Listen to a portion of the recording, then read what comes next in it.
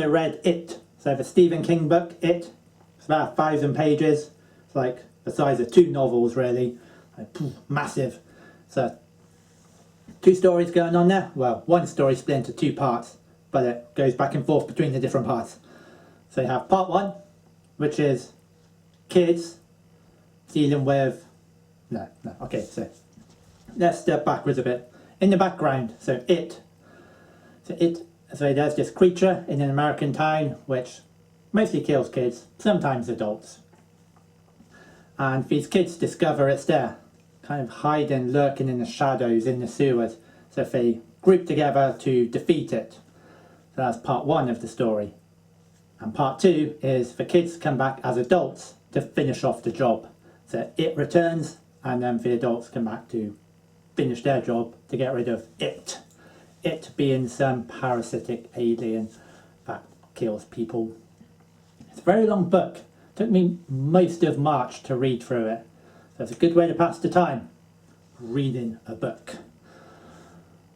So it's 1,000 pages. So it kind of starts off with the kids, then it goes to adults, back to the kids, back to the adults, kids again, adults again, and so on, until you get to the end of the story. Whew. Well, some bits of the book were weird. The deaths are pretty graphic, pretty horrific, but there were some weird bits in the book. Not to spoil it, but you'll definitely think it if you read it.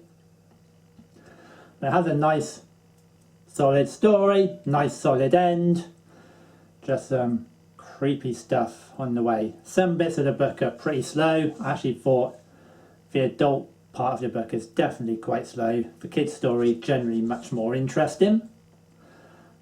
But the beginning of the book is quite slow to get started, particularly when it has to introduce each character as kids and also introduce them again as adults.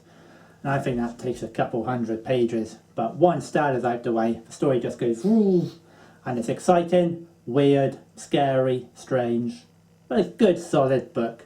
I would say it's a good 7 out of 10.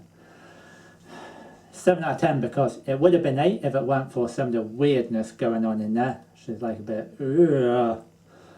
And then I guess 9th one is for, length of the book is pretty long, and the final point is takes slow to get going, so that just reduces all down to 7 out of 10.